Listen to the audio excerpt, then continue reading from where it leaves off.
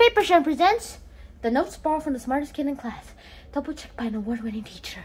Everything you need to ace math in one big, fat notebook. For the brains behind Brain Quest. The people who wrote this card series. A good way to test your brain while still hanging out in the whole wide world, wherever you are, even if it's a hot place. You're lucky, because if you have these cards, it can be used as a fan, as well as a way to study your own work. So, good luck doing everything you can, and also learn something for your age. Let's get started with today's episode of Unit 4. Triangles, transversals, and scales. Well, let's get started, shall we?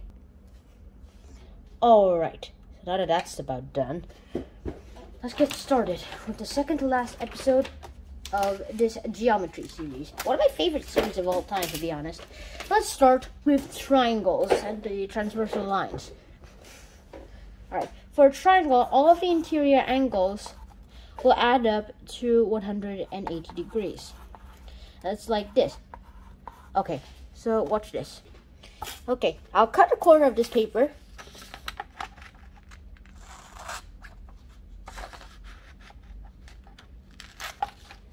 So that it creates a right triangle. I just hope you don't mind the little space that's left. Okay, here it is. Let's cut it up into 3 equal pieces, where the angles sort of meet.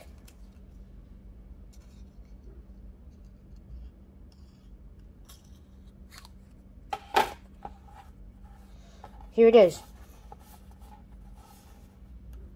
Actually, let's put down the angles first. Let's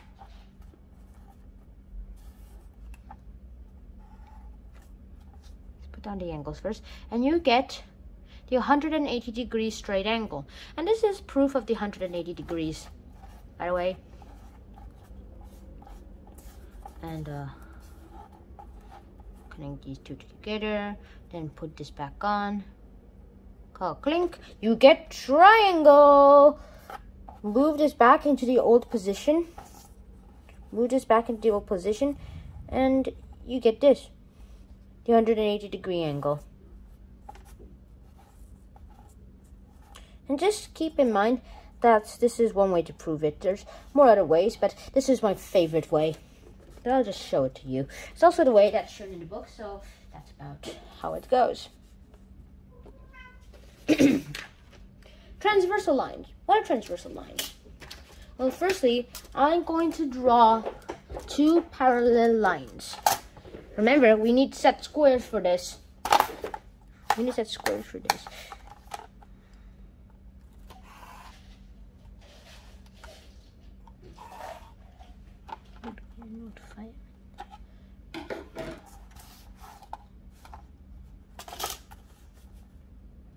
Okay, so now that that's done, let's get this on with.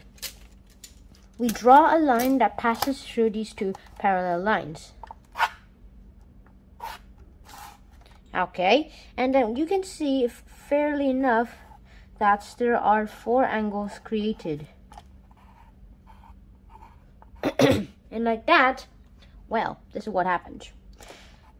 These angles are congruent, and so are these 4 angles.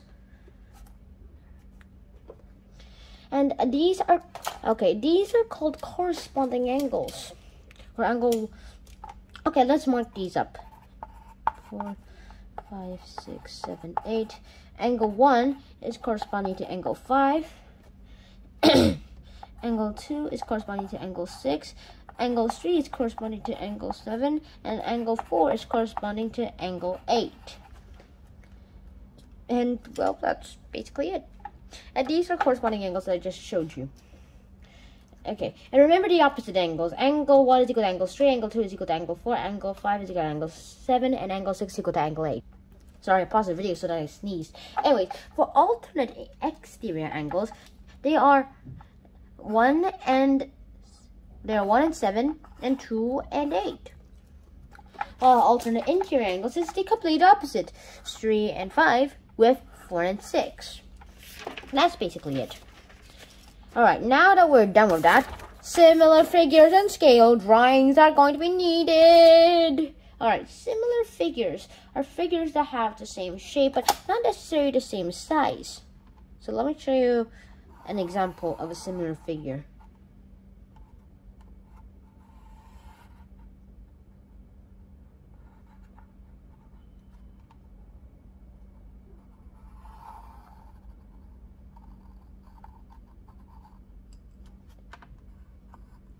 Gotcha. Okay, another one.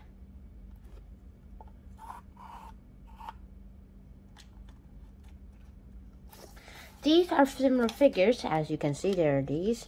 Inside and the outside are the same. And these are similar because they have the same angles.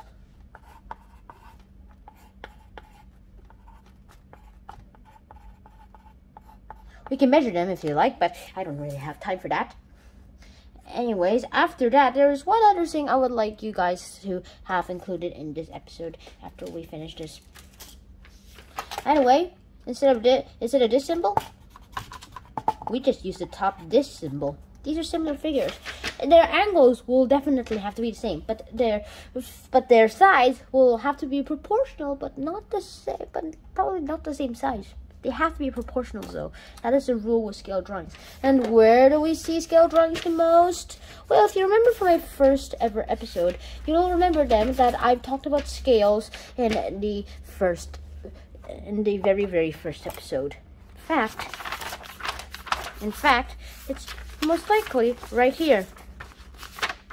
Yeah, I remember scale proportions. Wait, watch this. Okay, it's in unit 2. It's right here. Remember the map scale I showed you and drew to you? Well, it's here. And that's a scale drawing. Alright, so now that that's over, let's talk more about map scales. You will have to see scales every day. Scales will always be in blueprints.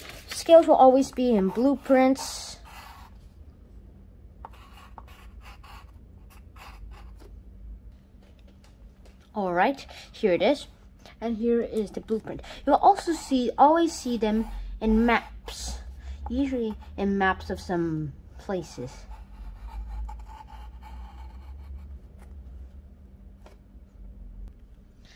And almost everywhere you find a scale, you'll always see models or places. And those will be very, very important. And that is the end of our geometry unit. Next up, we'll be looking at a play. See you then. Schnan out. Peace.